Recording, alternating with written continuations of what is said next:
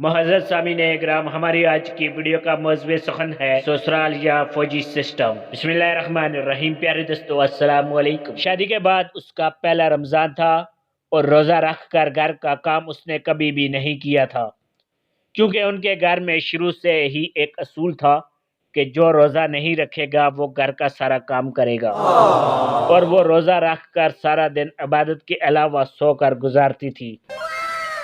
مگر شادی کے بعد جب ساس نے صبح سویرے اٹھا دیا کہ جلدی سے گھر کا کام کرو، تو اس نے فوراً کہا میرا تو روزہ ہے۔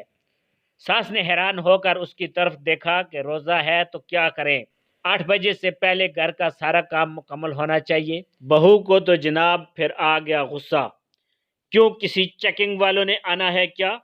جو 8 بجے تک کام نہ کیا تو جرمانہ ہو جائے گا۔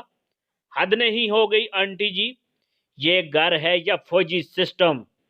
ہر کام ٹائم پہ چاہیے آپ لوگوں کو، اگلا بندہ چاہے مر رہا ہو، آپ لوگوں کو اپنے کام کی پڑی رہتی ہے۔ او اللہ کی بندی، ہمارا اپنا گھر ہے، ہو جائے گا کام بھی، اس طرح فوجی سسٹم تو نہ چلاؤ۔ یہ بڑی اچھی بات کہی آپ۔ میں نے تو کبھی رمضان میں اسٹوڈنٹس کو سوال تک نہیں سمجھایا کہ میرا گلا ہی نہ خشک ہو جائے، صرف ٹیسٹ لیتی تھی۔ جب دل کیا اٹھ کر کام کر لوں گی، آپ پریشان نہ ہو جائیں، شاباش، آپ بھی جا کر ریسٹ کریں اور اسے اپنا ہی گھر سمجھے، زیادہ وقت کی پابندی نہ کیا کریں، اور اب خود نہ کرنے لگ جانا، میں جب اٹھوں گی مل کر کریں گے، جا آنٹی یار سو جا، تیری مہربانی۔ اور بہو کے یہ سب الفاظ سن کر ساس بے ہوش ہو گئی۔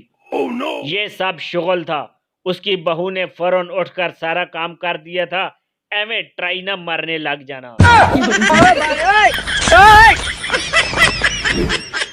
ایسی مزید مزیدار قصے کہانیاں سننے کے لیے ہمارے چینل کو سبسکرائب کر دیں۔ Thanks for watching. اللہ حافظ۔